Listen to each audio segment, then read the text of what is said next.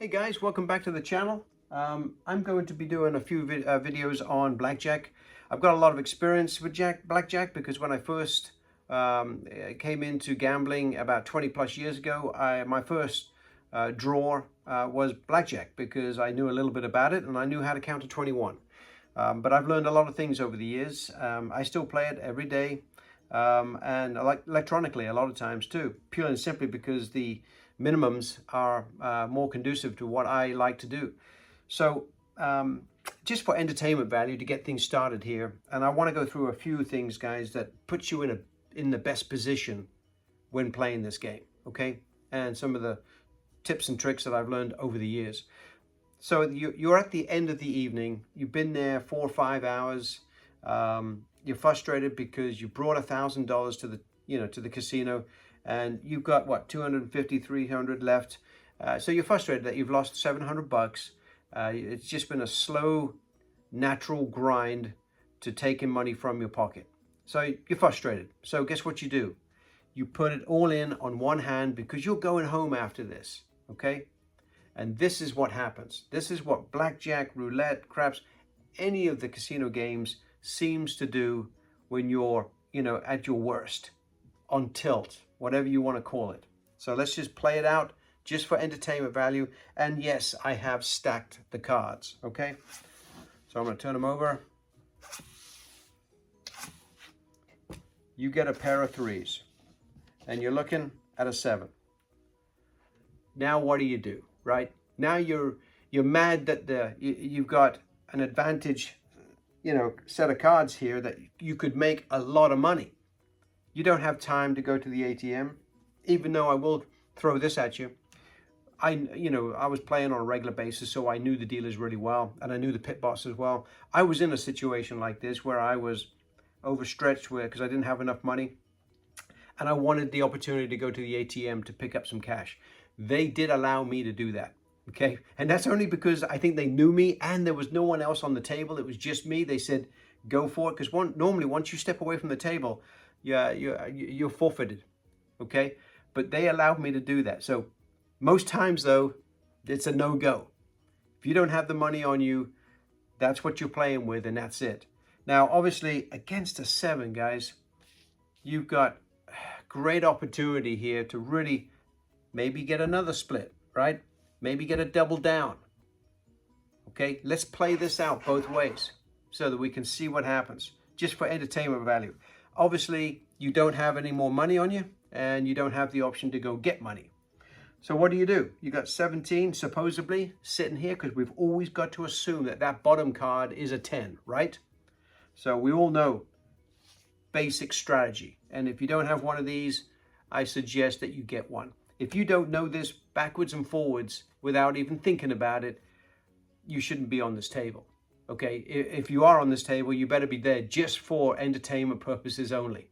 So again, I'm not saying this is the holy grail of playing blackjack, but it's definitely a good start, okay? Puts you in a better position than you were. If you don't know this, get to know these. You can buy them in gift shops in the casinos, or you can get them online anywhere these days.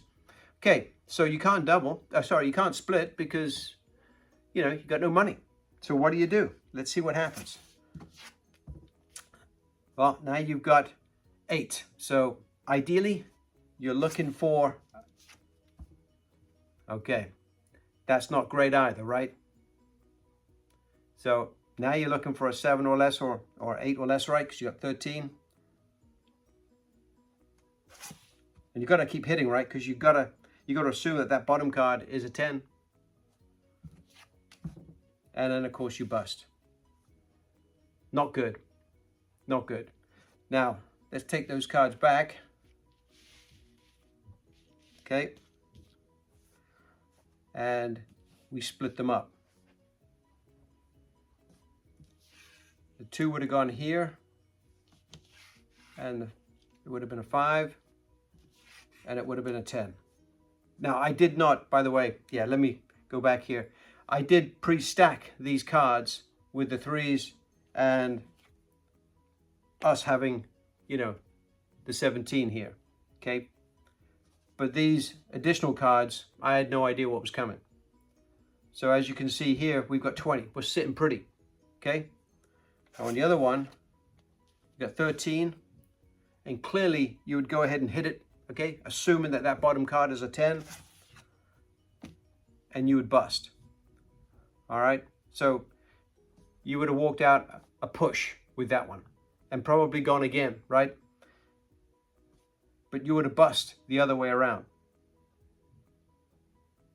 All right, you would have bust. So again, guys, making sure that you've got at least 6 times your bet.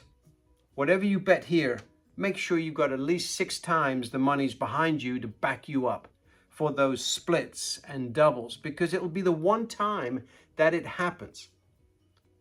So frustrating, guys. First of all, you're already frustrated by coming to the table, with playing your last hand. It's like, everything's going against me. So you're placing yourself in a bad position anyway. Technically, you should go home with this, come back another day when you've got some more funds to play with. But we don't. A lot of times we throw it all on the table and let's see what happens. But again, you've got to place yourself in the best case scenario so that you can get those monies back. Because if you had drawn another 3 and then had chances to double down, you could have been back to even or even above if you had the resources to back up your original bet. So again, it's a kind of a sideline, guys, but making sure you've got 6 times whatever you decide to bet to back yourself up is key. It's absolutely crucial. The other part is get to know that card inside and out. If you're serious about trying to make a couple of dollars when you go to the casino playing blackjack, get to know this backwards and forwards so you know you're not one of those people that are at the table and you go, hey, what does the book suggest on this? If you have to ask that question, you know, there's some questions about whether or not you should be there betting your own hard-earned dollars, okay? So get to know that. Obviously, make sure you have 6 times your bet, whatever you decide to play, so you can afford to split and double down when necessary. Also, guys, you got to make sure you got to have the right bankroll. Bankrolls are, monies that you can truly afford to play with and possibly lose if it comes to it. You've got to be able to afford it. You can't put yourself in a pressure position where, yeah, you've got the money, but if I lose it, something doesn't get paid. Obviously, that's not a good position to be in at any time. But I'm just saying, make sure it's a true bankroll. The other part of it is, guys, if you've got, let's say, $1,000 bankroll, you can assume that you can make a 10% when you go to the casino. Assume it, because that's a realistic number that you can feel comfortable at some point being up 10%. Any more than that, you're pushing your luck because you're pushing too hard. But once that goal has been met, maybe it is, $100, and you've got a $1,000 bankroll, that's realistic. But once you hit that $100, it's got to be satisfying. It's got to be enough for you to say, I'm happy. I've made my money. I am not going to be tempted by anything else because I have made my money and I don't want to forfeit that. I don't want to give it up. So you leave the casino. If you hang around the casino long enough, you will find a way to spend the money. Just be really careful. If you've got a goal in mind, achieve it and then get the hell out of there, guys. The longer you stay, the more opportunity is to give it all back and then some. So, get to know the card. Make sure you got enough money left to be able to back up that final bet. Make sure you've got a handsome bankroll. Make sure you're willing to, to use all of that if necessary. And of course, leave the casino when you've achieved your goal. And if that goal is $100, that's what it is. If it's $300, then you better come with a sizable bankroll, $2,500 to $3,000. You've got to be realistic about your expectations. You come into the casino with $500 and hoping to win $3,000. People do it. Okay, it does happen. I'm not saying that it doesn't, but the odds are you're going to lose that 500, and because it just wasn't realistic, guys. Okay, you've got to have realistic views on the casino. They're there to take every dollar out of your pocket that they can and provide some entertainment along the way. So just know what you're doing. The other part is knowing what table you're playing on, okay? It's hard to find $10 tables anymore. And if you do find them, they're busy as heck because they're the cheapest tables in town. So a lot of times you end up having to step your game up to $25 tables if you want to get a seat anymore. So just, again, you got to be there at the right time, know what table that you want to play, know how they treat you on the table by, do they give you 3 to 2 on blackjack? You know, when I play blackjack, I want to make sure that if I am fortunate enough to get a blackjack, if I'm betting $100, I want 150 in return. And we all know that there's different versions of blackjack out there. Surrender, do they hit or stay on soft 17? I mean, there's just a lot that's going on out there. What about all these side bets that circle your area? You know, again, guys, those can hit and do from time to time. But if you're there on a mission to make $100, do not get involved in, you know, lotto sort of numbers, okay?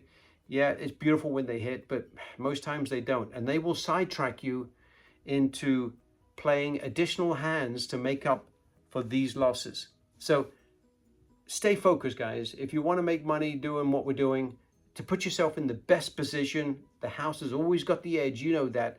But this way, if you just adhere to a few basics and have good discipline, you know, you can go a long way with playing blackjack. Know the card, know the table that you're playing, have the right bankroll, be willing to use it, and have the discipline to walk out when you achieve or get satisfied with the amount that you were looking for. It's key, guys. And again, I'm coming out with a couple of strategies using the wonderful martingale sort of form for that.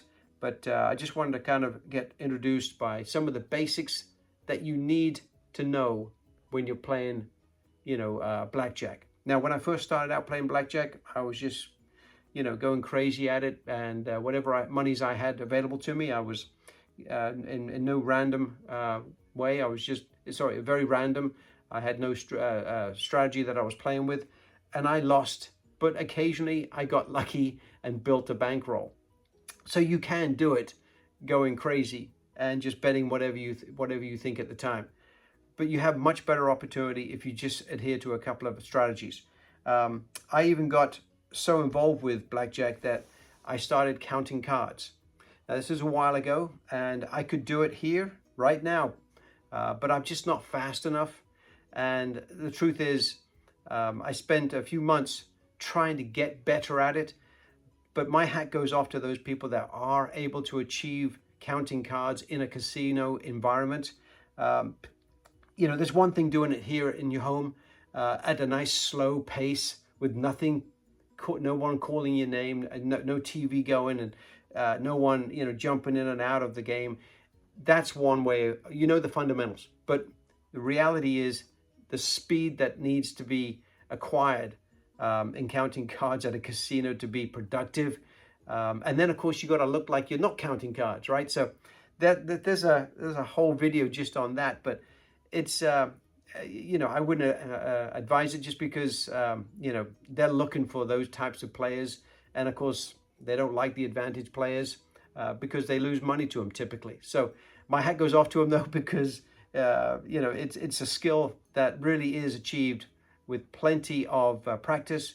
But you've also got to be a little bit above average, I think, on intelligence. So good for those guys. But that's just a side note.